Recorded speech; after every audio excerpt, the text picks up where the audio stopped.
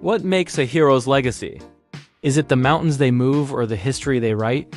Is it those moments of glory that just feel like destiny? Or is it the one singular prize that stays forever out of reach, casting a shadow over a career of blinding light? Mohamed Salah is a living legend. He's a Champions League winner, a record-shattering Premier League goal scorer, and a true global icon. For millions of Egyptians, he's more than a footballer. He's the Pharaoh, a national hero who carries the hopes of 100 million people. Yet, for all the trophies and triumphs with his club, one glaring hole remains in his story, a ghost he has failed to conquer not once, but twice on his continent's biggest stage. Now, at 33 years old, as he leads Egypt into what could be his final Africa Cup of Nations, his entire international legacy hangs in the balance. This is the story of Mohamed Salah's last dance, his final shot at eternal glory. To really get what's at stake here, you have to understand the stature of the man. At the club level, Mo Salah has conquered it all. With Liverpool, he's lifted both the Premier League and the Champions League.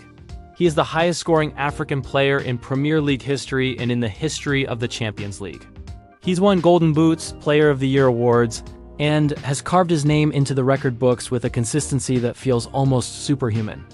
Week in, week out, he plays at a level most can only dream of. He is, without a doubt, Egypt's greatest footballing export.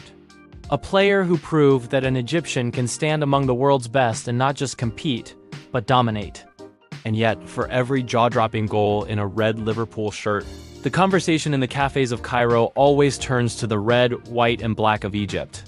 His individual brilliance is a given, but the ultimate measure of a national hero is what they deliver for their country. And in that respect, Salah's story is one of profound, agonizing, and repeated heartbreak. His trophy cabinet, glistening with personal awards, remains empty of team silverware for his nation. Everything changed on October 8, 2017.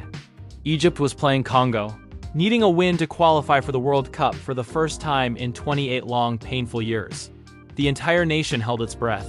Salah scored the opener, but Congo grabbed a late equalizer, seemingly shattering the dream.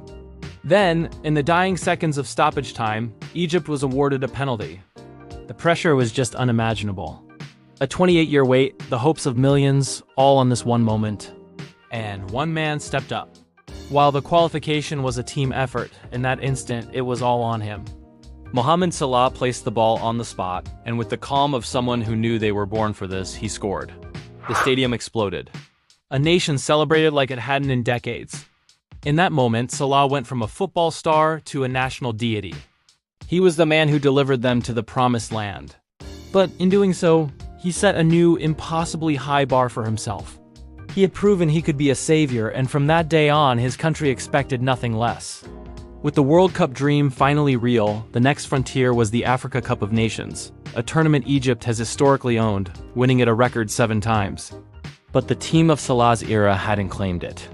His first real shot came in 2017.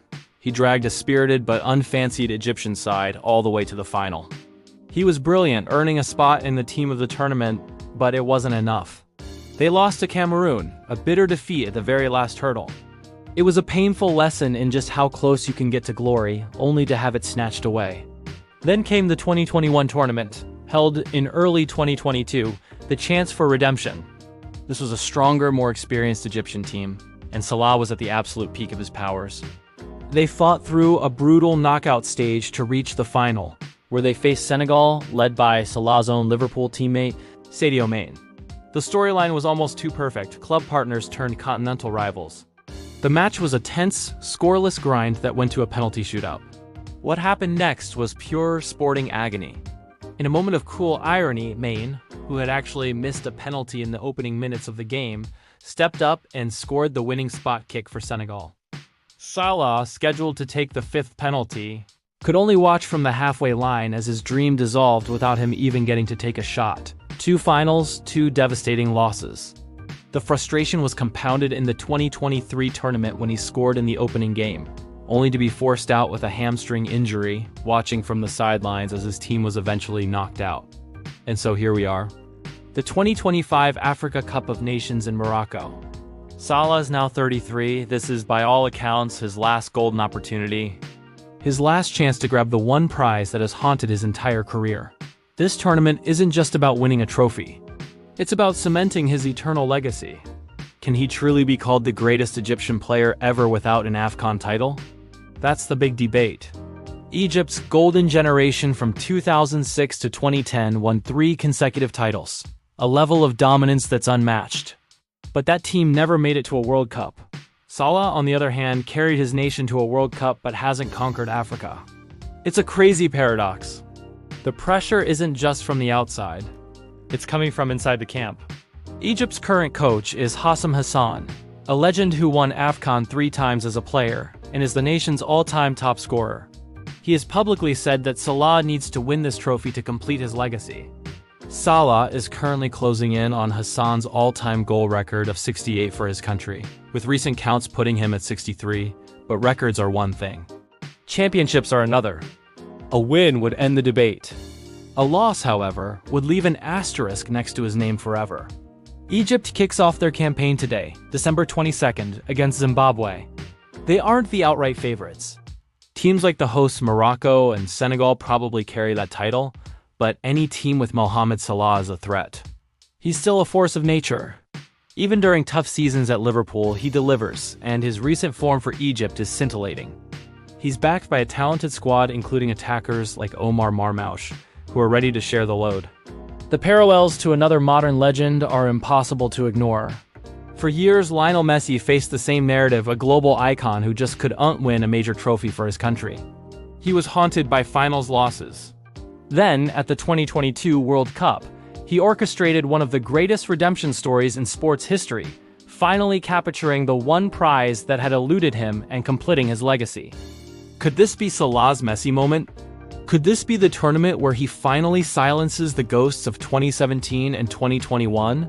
Where he leads his team to glory and puts every last doubt to rest? He's been seen in training, leading from the front, with a focus that says everything. He knows what's at stake.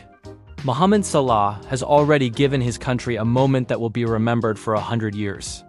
He has put Egyptian football on the global map and inspired an entire generation. But legacies aren't just built on moments.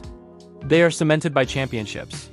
His journey has been one of incredible highs and the most crushing lows.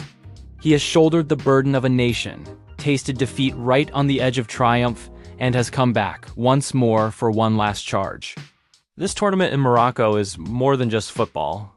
It's a date with destiny. It's the final act in a drama that has defined his career.